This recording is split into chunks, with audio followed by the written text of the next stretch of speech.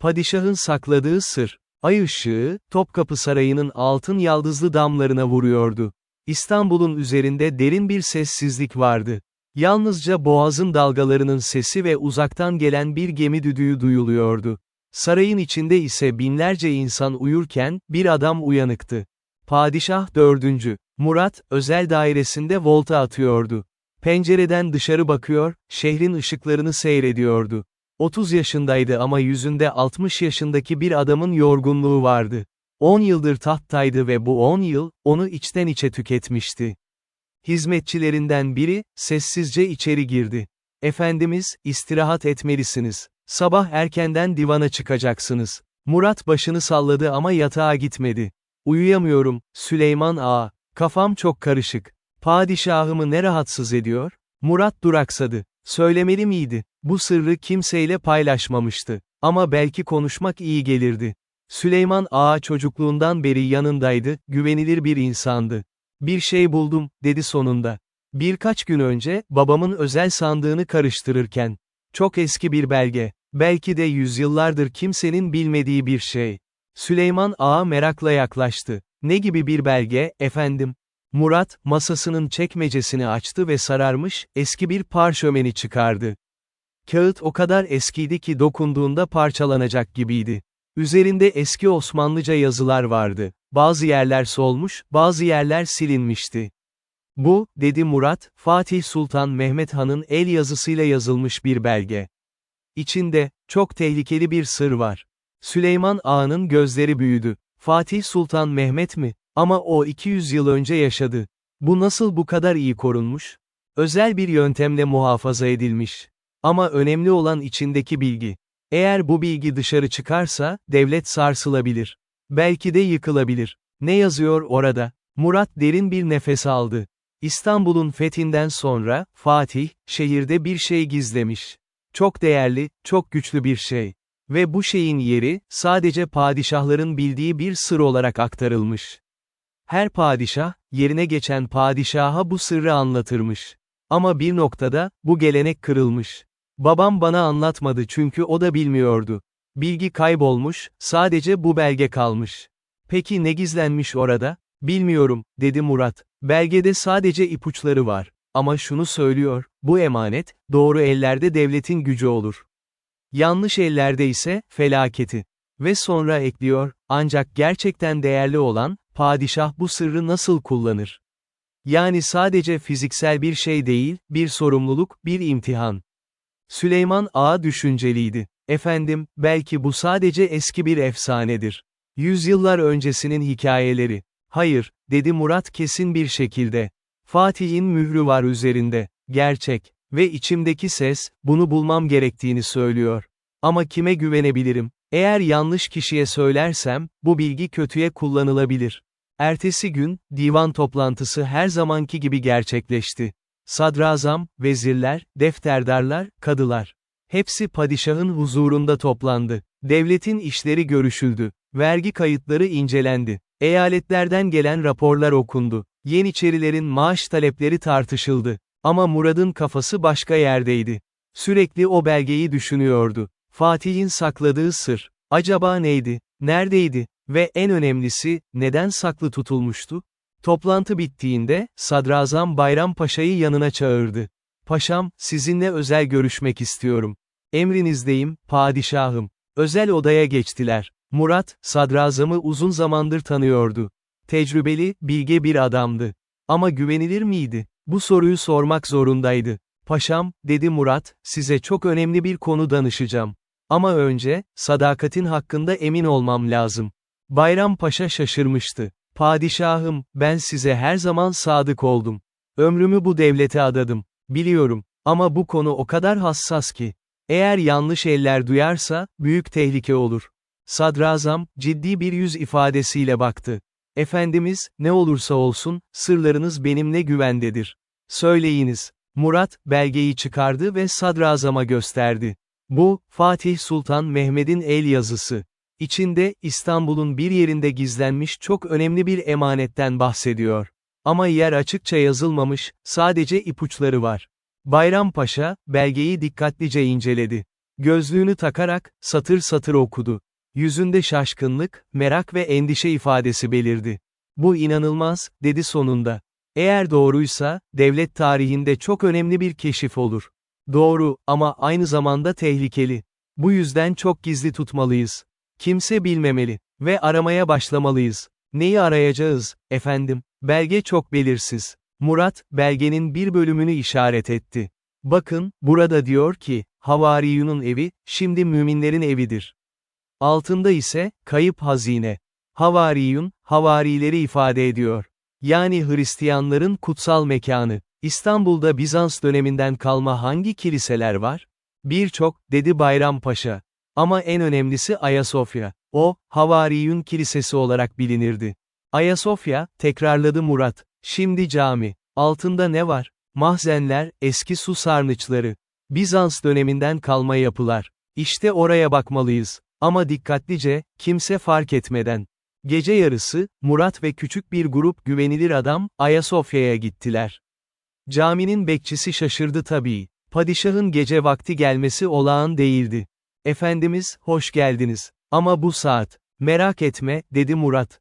Sadece teftiş yapıyoruz. Sen dışarıda bekle, içeri kimseyi alma. Bekçi itaat etti. Murat, Bayrampaşa ve 3 güvenilir yeniçeri, caminin içine girdiler. Mumlarla aydınlatılan geniş salon, gecenin karanlığında daha da görkemli görünüyordu.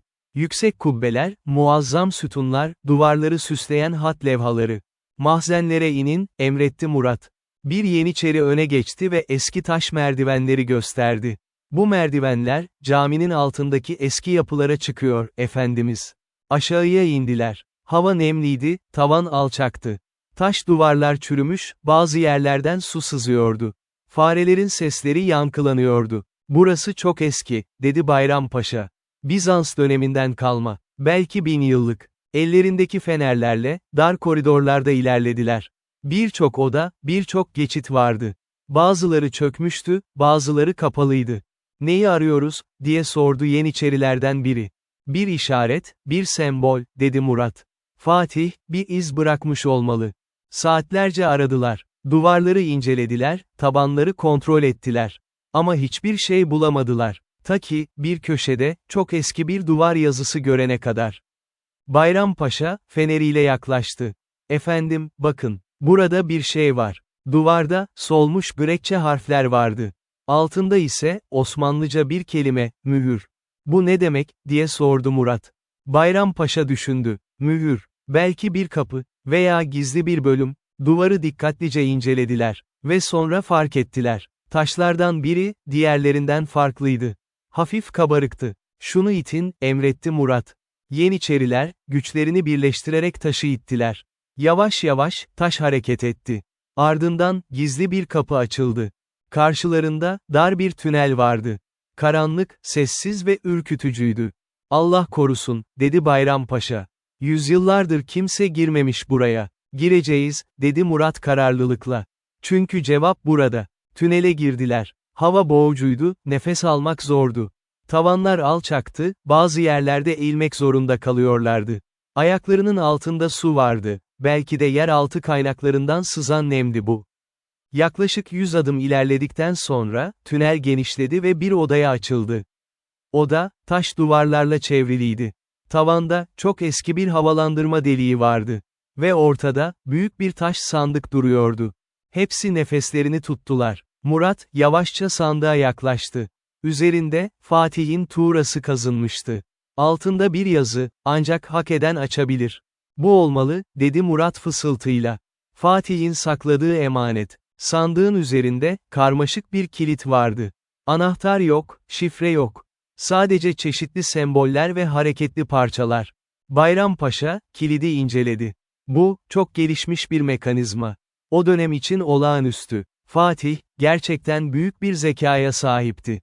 Nasıl açacağız, diye sordu Murat. Bilmem, ama belgede ipucu olabilir. Murat, belgeyi çıkardı ve tekrar okudu. Bir bölümde şöyle yazıyordu, 4 unsur, 4 yön. Önce su, sonra toprak, sonra hava, sonra ateş. Düzen değişirse, emanet kaybolur. 4 unsur, dedi Bayrampaşa. Antik Yunan felsefesinden. Ve kilidde 4 parça var. belki bunlar. Dikkatle kilidi incelediler. Gerçekten de 4 hareketli parça vardı ve her birinde farklı bir sembol, dalga, su, dağ, toprak, bulut, hava, alev, ateş. Sırayla çevirmeliyiz, dedi Murat. Önce su. İlk parçayı çevirdi. Bir klik sesi geldi. Sonra toprak, sonra hava, sonra ateş. Her birinde aynı ses. Ve sonra, sandığın kapağı yavaşça açıldı. İçinde, altın ve mücevherler yoktu. Sadece bir kitap vardı. Çok eski, deri kaplı, sayfaları sararmış bir kitap. Murat, kitabı aldı ve açtı. İlk sayfada, Fatih'in el yazısıyla bir not vardı. Bunu okuyan padişaha selam olsun. Bu kitap, devletin en büyük sırrını içerir. Ama sadece bilgi değildir bu. Bir sorumluluktur. İyi kullan ve devlet ebedi olur. Kötü kullan ve devlet yıkılır. Seçim senindir. Murat, sayfaları çevirmeye başladı. Kitap, inanılmaz bilgilerle doluydu. Kitabın ilk bölümü, İstanbul'un fethiyle ilgiliydi. Ama sadece bilinen tarihi olaylar değil, çok daha fazlası vardı. Fatih yazmıştı, İstanbul'u fethettiğimde, sadece bir şehir almadım. 1000 yıllık bir medeniyetin mirasını aldım. Bizans İmparatorluğu çökmüş olabilir ama bilgisi, kültürü, hazineleri hala burada. Onları buldum, topladım ve koruma altına aldım. Kitapta, Bizans sarayından çıkarılan eski el yazmalarının listesi vardı. Antik Yunan filozoflarının kayıp eserleri, Roma İmparatorluğu'nun gizli arşivleri, Hristiyan azizlerin yazdığı kutsal metinler. Hepsi listelenmiş ve saklandığı yerler belirtilmişti. Bu inanılmaz, dedi Bayrampaşa. Eğer bunlar gerçekse, elimizde dünyanın en büyük kütüphanesi var demektir. Murat, sayfaları çevirmeye devam etti. İkinci bölüm, askeri sırlarla ilgiliydi. Fatih, fetih sırasında kullandığı özel stratejiler, silahlar, taktikleri detaylı bir şekilde anlatmıştı. Ama en ilginci, gelecek için önerilerdi. Devlet, güçlü kalmak istiyorsa, sürekli yenilik yapmalıdır. Düşmanlarınız gelişiyor, siz de gelişmelisiniz. Ama asla düşmanlarınızın zayıf noktalarını unutmayın. Onları bilmek, yarısı kazanmaktır. Üçüncü bölüm ise en şaşırtıcı olanıydı. Hazinelerle ilgiliydi. Ama sadece altın ve mücevher değil, çok daha değerli şeyler. Şehrin altında, gizli odalar var. Bunlarda, yüzyılların bilgeliği saklanmış. Antik dünyadan kalma mucizeler var. Ama bunları korumak, sadece benim değil, gelecek padişahların da görevidir. Eğer dünya bu sırları öğrenirse, ya bizden çalınır ya da yanlış kullanılır. Bu yüzden gizli tutulmalıdır. Murat, heyecanla sayfaları çeviriyordu. Her sayfa, yeni bir sır, yeni bir bilgi açığa çıkarıyordu. Dördüncü bölüm, diplomasiyle ilgiliydi.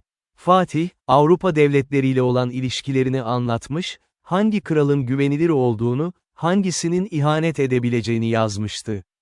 Ayrıca, gelecek dönemlerde hangi devletlerin yükseleceğini, hangilerin çökeceğini tahmin etmişti.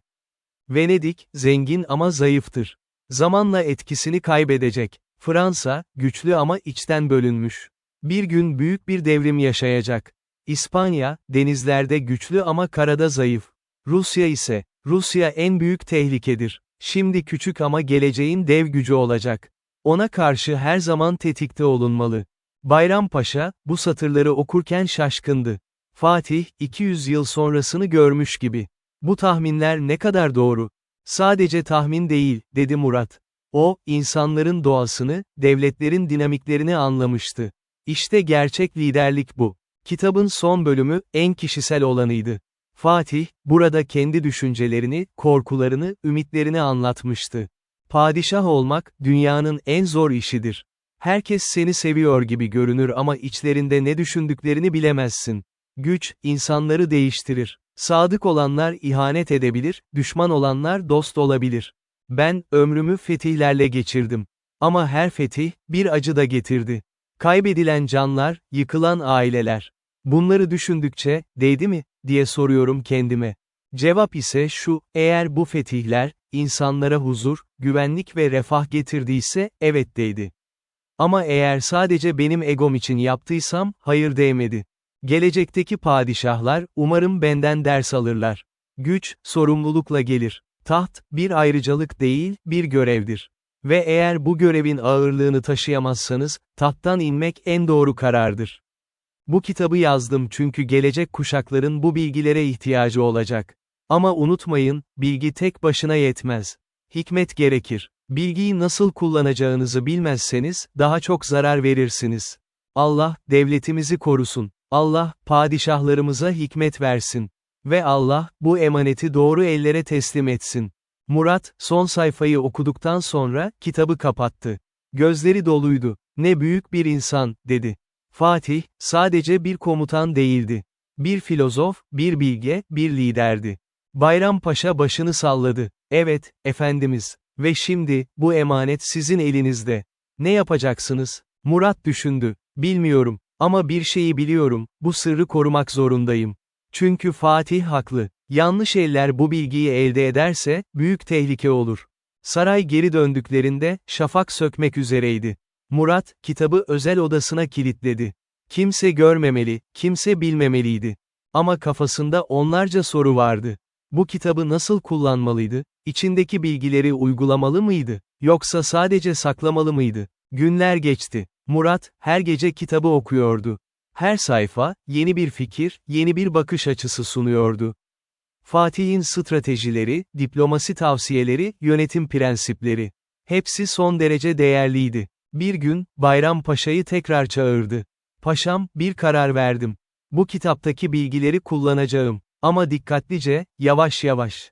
Nasıl, efendim? Öncelikle, ordumuz modernleştirilmeli. Fatih'in yazdığı yeni taktikleri uygulayacağız. Sonra, diplomaside daha aktif olacağız.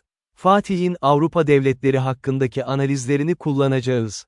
Ve en önemlisi, eğitime yatırım yapacağız. Fatih, bilginin gücünden bahsediyor.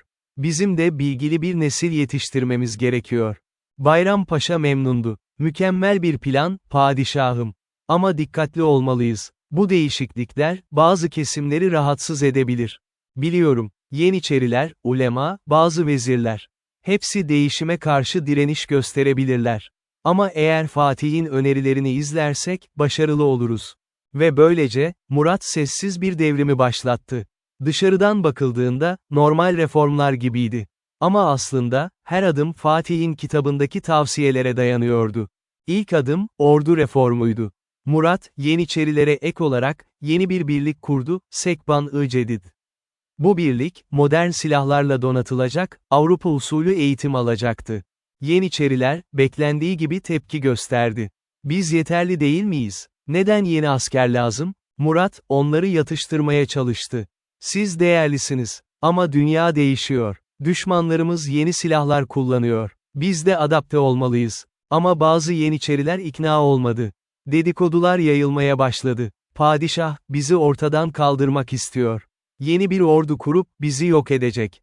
Murat, bu dedikoduları duyunca endişelendi. Bayrampaşa'ya dedi ki, Fatih'in kitabında bu durumdan bahsediyor. Değişim, her zaman direnişle karşılaşır, diyor. Ama direnmek yerine, ikna etmeye çalışın. Güç kullanmak, son çaredir, diyor. O halde nasıl ikna edeceğiz, efendim? Önce sonuçlar göstereceğiz. Yeni birliğimizi bir sefere çıkaracağız. Başarılı olurlarsa, herkes görecek ki bu değişim gerekli. Ve böyle yaptılar. Sekban-ı Cedid, Lehistan sınırındaki bir çatışmaya gönderildi. Yeni silahlar, yeni taktiklerle, hızlı bir zafer kazandılar. Haber İstanbul'a ulaştığında, halk sevindi. Yeniçeriler bile kabul etmek zorunda kaldı ki, yeni yöntemler işe yarıyordu. İkinci adım, diplomasiydi. Fatih'in kitabında, Avrupa devletleriyle ilgili çok değerli analizler vardı. Murat, bu bilgileri kullanarak, diplomatik ilişkilerini yeniden düzenledi. Fransa'ya özel bir elçi gönderdi. Kral 13. Louis ile ittifak önerdi. Rusya'ya karşı dikkatli oldu, onların genişlemesini engellemeye çalıştı. Venedik ile ticaret anlaşmaları yaptı. Her hamle, Fatih'in tavsiyelerine dayanıyordu. Ve şaşırtıcı bir şekilde, her hamle başarılıydı. Avrupa'daki diplomatlar, Osmanlı'nın bu ani değişimine şaşırdılar. Padişah Murat, çok akıllı bir lider, demeye başladılar. Üçüncü adım, eğitimdi. Murat, İstanbul'da yeni bir okul açtı, Mektebi Hikmet, Bilgelik Okulu. Burada, sadece dini ilimler değil, fen bilimleri, matematik, astronomi, tıp da öğretilecekti. Ulemanın bazıları itiraz etti. Bunlar gavur ilimleri, bizim gençlerimizi zehirleyecekler. Ama Murat kararlıydı. İlim ilimdir. İster Müslüman, ister Hristiyan, ister Yahudi bulmuş olsun, fark etmez. Önemli olan doğru ve faydalı olmasıdır. Ve Fatih'in kitabından bir alıntı yaptı: bilgi, hiçbir dinin, hiçbir milletin tekeli değildir. Bilgi, insanlığın ortak mirasıdır. Kim bilgiyi reddederse, cahil kalır ve cahil olan, zayıftır. Reformlar ilerlerken, bazı çevreler rahatsız oldu. Özellikle eski düzenden çıkarı olanlar. Yeniçeri ağaları, muhafazakar ulema, zenginliklerini kaybetme korkusu yaşayan tüccarlar. Gizlice toplanmaya başladılar. Padişah, eski düzeni yıkıyor. Bunu durdurmak lazım. İçlerinden en gözü dönüğü, Yeniçeri ağası Kara Mustafa'ydı. Murat, tahttan indirilmeli. Yerine daha uysal biri geçmeli. Ama nasıl, diye sordu birisi. Padişah güçlü, etrafında sadık adamları var. Bir plan yapacağız, dedi Kara Mustafa. Önce dedikodular yayacağız. Padişahın dine ihanet ettiğini, gayrimüslimlere yakın olduğunu söyleyeceğiz. Halkın gözünden düşüreceğiz onu. Sonra bir isyan çıkaracağız. Ve isyan sırasında, onu tutuklayacağız. Plan yapıldı. Dedikodular yayıldı. Padişah, gizli bir kitap buldu. O kitapta büyüler var, şeytani şeyler var, o kitap yüzünden aklı karıştı. Padişah, Hristiyanlarla işbirliği yapıyor. Devleti onlara satacak. Padişah, Yeniçerileri yok etmeye çalışıyor. Bizleri öldürecek. Bu dedikodular, halkın arasında yayılmaya başladı. Bazıları inanmadı ama bazıları inandı. Özellikle eğitimsiz kesimler, kolayca manipüle edildi. Murat, bu dedikoduları duyduğunda endişelendi. Bayrampaşa'ya dedi ki, Fatih'in kitabında bu durumdan da bahsediyor. Başarılı lider, her zaman kıskançlık ve iftiraya maruz kalır, diyor. Ama bunlara boyun eğme. Doğru yolunda devam et, diyor. Ama efendim, dedi Bayrampaşa, bu dedikodular tehlikeli. Halkı bizden soğutabilirler. Biliyorum. O yüzden halka direkt konuşacağım. Cuma namazında, Ayasofya'da, cemaate hitap edeceğim. Ve o cuma günü, Murat Ayasofya'ya gitti. Cami tıklım tıklımdı. Herkes, padişahı görmek, onun ne söyleyeceğini duymak için gelmişti. Namazdan sonra, Murat minbere çıktı ve konuşmaya başladı. Bismillahirrahmanirrahim, ey müminler, ey İstanbul halkı, ey Osmanlı tebaası. Size bugün, içimden gelerek, samimiyetle konuşacağım. Son günlerde, benim hakkımda birçok dedikodu yayıldı. Bazıları, benim dine ihanet ettiğimi söylüyor. Bazıları, devleti satmaya çalıştığımı iddia ediyor. Bazıları ise, Yeniçerilerimize düşman olduğumu anlatıyor. Hepsine cevabım aynı, bunlar yalandan ibarettir. Ben, Osmanlı padişahıyım. Bu taht, bana bir ayrıcalık değil, bir sorumluluktur.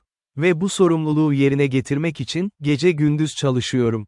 Reformlar mı yapıyorum? Evet, yapıyorum. Çünkü dünya değişiyor. Eğer biz değişmezsek, yok oluruz.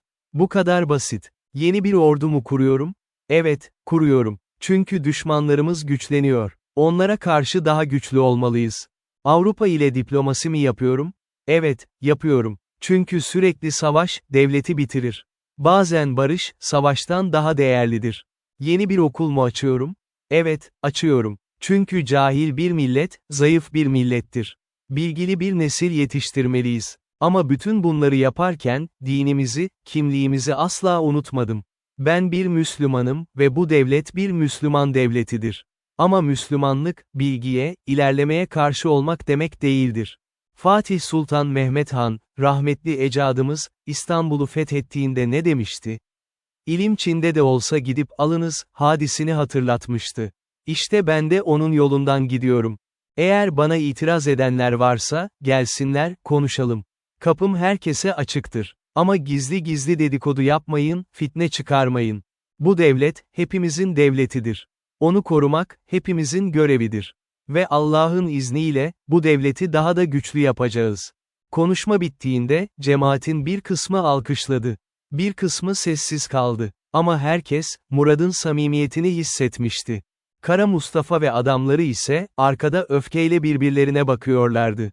Planları işlemiyordu. Padişah, halkın desteğini yeniden kazanmıştı. Ne yapacağız şimdi, diye fısıldadı birisi. Planı değiştireceğiz, dedi Kara Mustafa.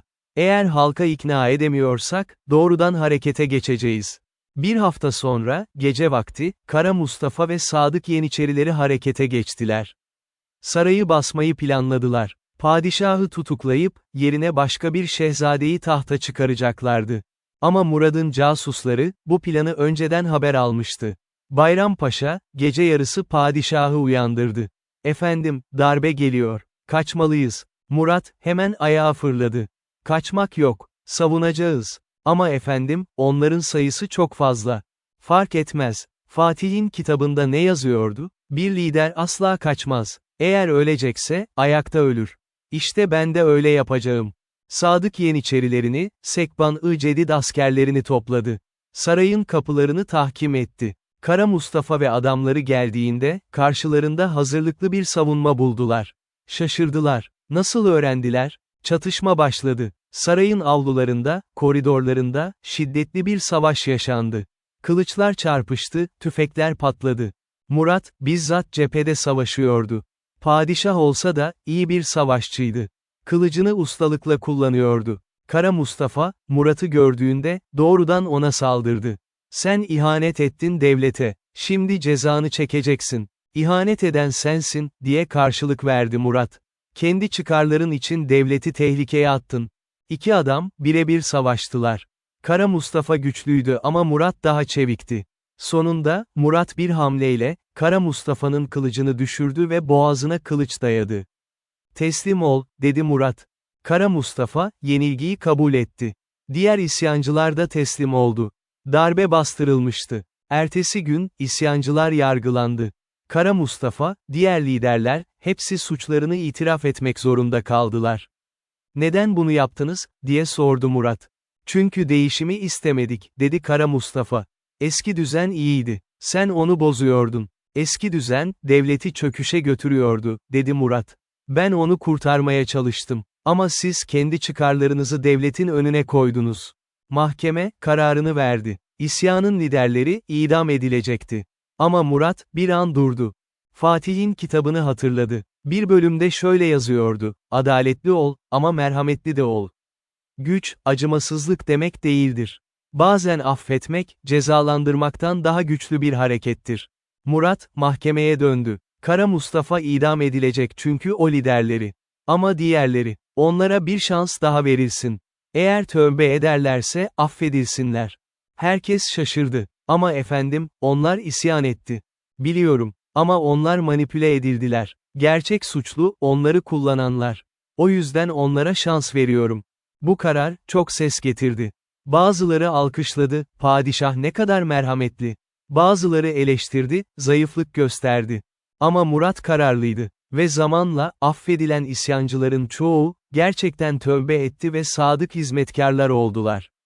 Darbe bastırıldıktan sonra, Murat tekrar Fatih'in kitabını okumaya başladı. Her okuyuşunda, yeni bir ders çıkarıyordu. Bir gece, kitabın ortalarında, daha önce fark etmediği bir bölüm gördü. Sayfalar arasına sıkıştırılmış, ince bir kağıt parçası. Üzerinde, Fatih'in el yazısıyla bir not.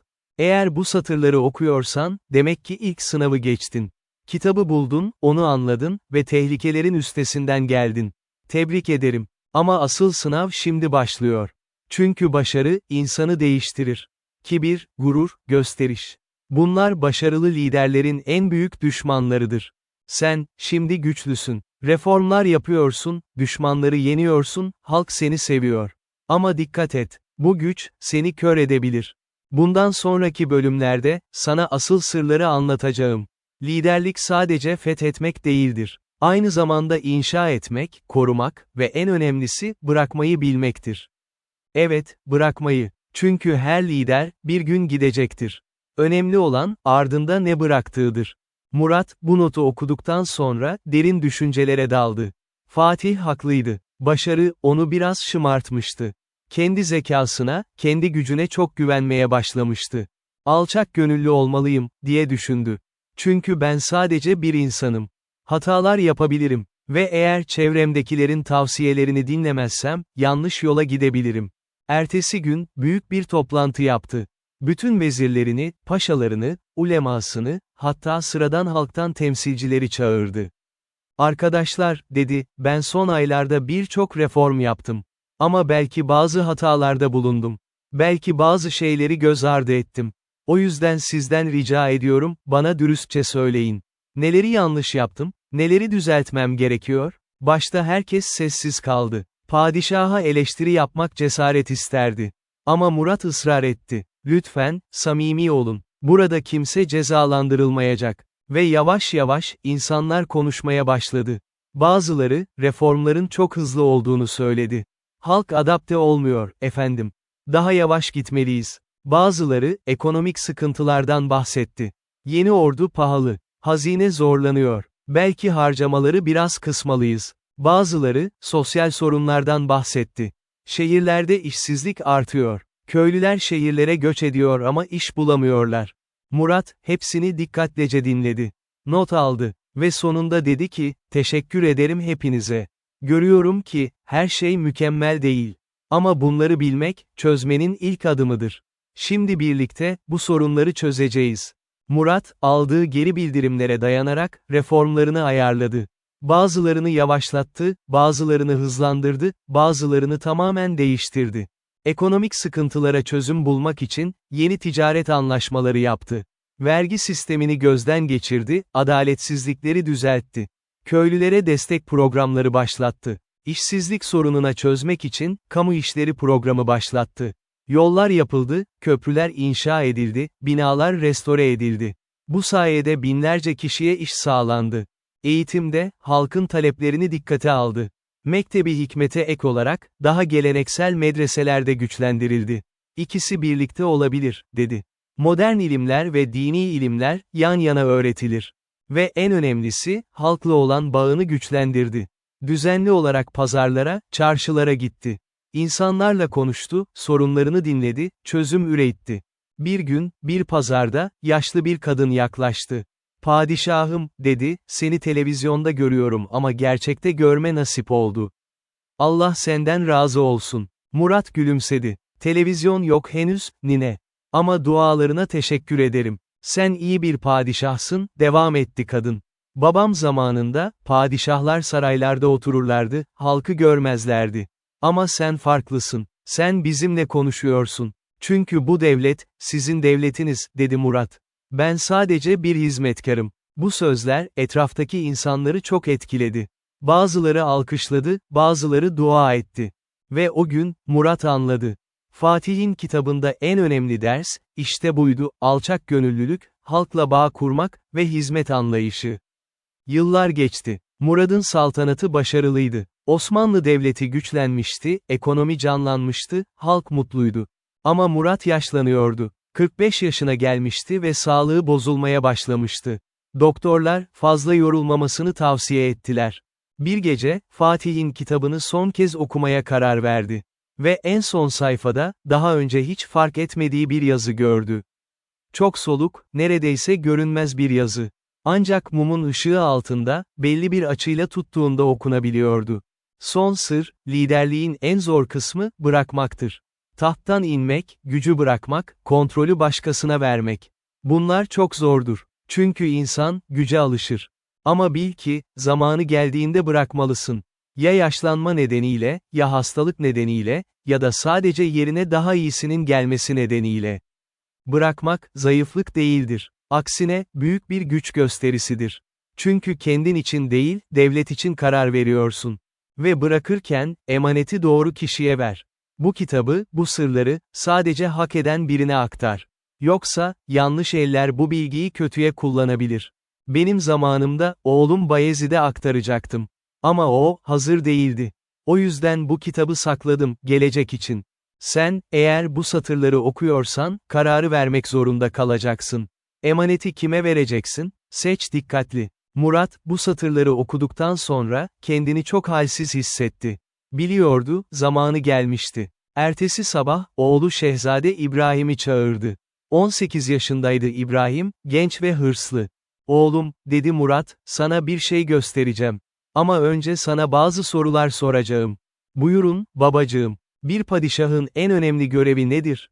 İbrahim düşündü. Fetihler yapmak, devleti genişletmek. Murat başını salladı. Hayır, en önemli görev, halkına hizmet etmektir. Fetihler, genişleme. Bunlar araçlardır, amaç değil. Anlıyorum. İkinci soru, güç, nedir? Güç, başkalarını kontrol etmektir. Yanlış. Güç, kendini kontrol etmektir. Eğer kendini kontrol edemezsen, başkalarını nasıl yönetirsin? İbrahim, babasının bu cevaplarından ders çıkarmaya çalışıyordu. Son soru, başarılı bir padişah ne zaman tahttan inmeli? Bu soru, İbrahim'i şaşırttı. Tahttan inmek mi? Ama padişahlar ölene kadar tahtta kalmazlar mı? Genelde öyle. Ama bu doğru mu? Eğer bir padişah, yaşlandı, hasta oldu veya artık eski gibi karar veremiyor, ne yapmalı? İbrahim düşündü. Belki devlet için en iyisi, tahttan inmek olabilir. Ama bu çok zor bir karar. Murat gülümsedi. Doğru cevap. Ve işte, ben şimdi bu kararı veriyorum. İbrahim şok olmuştu. Babacığım, ne diyorsunuz? Tahttan mı ineceksiniz? Evet, sağlığım bozuk, enerjim azaldı. Ve sen hazırsın. Artık tahta sen çıkmalısın. Ama ben hazır değilim. Kimse asla tamamen hazır değildir, dedi Murat. Ama sen, yeterince olgunsun. Ve sana bir emanet vereceğim. Bu emanet, seni gerçekten büyük bir padişah yapacak. Fatih'in kitabını çıkardı. İşte bu. Fatih Sultan Mehmed'in el yazısıyla yazdığı bir kitap. İçinde, devletin en büyük sırları var. Onu oku, anla ve uygula. İbrahim, kitabı aldı. Ellerini titriyordu. Bu gerçek mi? Evet. Ve şimdi, bu emanet senin. Ama dikkat et. Bu kitabı, sadece sen okuyabilirsin. Kimseyle paylaşma. Ve bir gün, senin yerine geçecek olan şehzadeye vereceksin.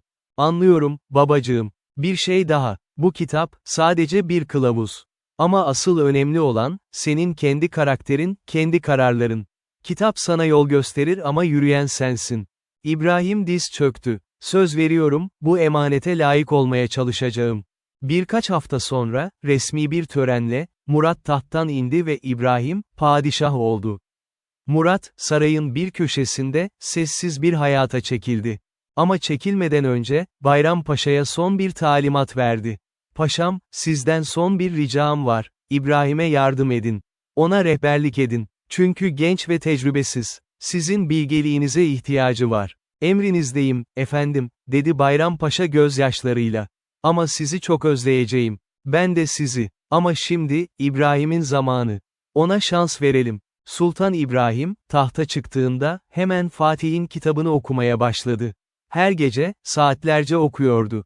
Babası gibi, her sayfadan ders çıkarmaya çalışıyordu. İlk yıllarda, birkaç hata yaptı. Acemi kararlardı bunlar. Ama kitap sayesinde, hatalarını hızlı fark etti ve düzeltti. Bir gün, zor bir karar vermek zorunda kaldı. Eyaletlerden birinde, isyan çıkmıştı. Vali, asi liderlerin hemen idam edilmesini istiyordu. İbrahim, Fatih'in kitabındaki bir bölümü hatırladı, isyanların nedeni, her zaman kötü niyet değildir. Bazen, halkın gerçek sıkıntıları vardır. Önce dinle, sonra karar ver. İsyancılarla görüşmek için bir heyet gönderdi. Heyette, sadece askerler değil, kadılar, alimler de vardı. Onlar, isyanın nedenini araştırdılar. Rapor geldiğinde, ortaya çıktı ki, isyanın nedeni, valinin zulümüydü. Aşırı vergiler, haksız cezalar, rüşvet. Halk, dayanamayarak ayaklanmıştı. İbrahim, valiyi azletti ve yerine adil birini atadı. İsyancıları affetti. Ve o eyalete özel bir yardım paketi gönderdi. Bu karar, çok ses getirdi. Padişah ne kadar akıllı, dediler. Babası gibi, halkını dinliyor. Yıllar geçtikçe, İbrahim daha da olgunlaştı. Kitaptaki tavsiyeleri, kendi deneyimleriyle birleştirdi. Ve çok başarılı bir saltanat dönemi yaşattı. Ama en önemlisi, Fatih'in kitabındaki en büyük dersi asla unutmadı, alçak gönüllülük ve hizmet. Yüzyıllar geçti. Padişahtan padişaha, Fatih'in kitabı aktarıldı. Her padişah, onu okudu ve kendi döneminde uyguladı. Bazıları çok başarılıydı. Kanuni Süleyman, II. Mehmet, II. Mustafa. Onlar, kitaptaki dersleri iyi anladılar ve uyguladılar. Bazıları ise başarısızdı. 3.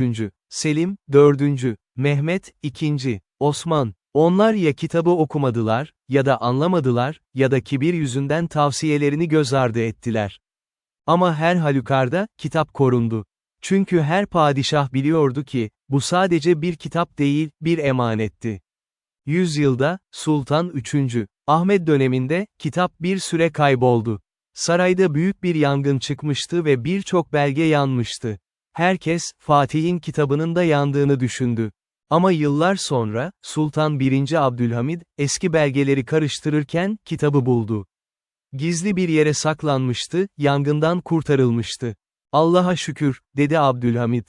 Emanet kaybolmamış. Ve o günden sonra, kitabı daha da dikkatli korumaya başladılar. Birden fazla kopya çıkarıldı. Her kopya, farklı bir yerde saklandı. Yüzyılda, Sultan II. Mahmud, kitabın bazı bölümlerini modernize etti. Fatih'in tavsiyeleri hala geçerli, dedi, ama zamanın şartlarına uyarlamalıyız. Kitabın yanına, kendi notlarını ekledi. Hangi tavsiyelerin hala geçerli olduğunu, hangilerinin değişmesi gerektiğini yazdı. Ve böylece, kitap sadece Fatih'in sözleri olmaktan çıktı.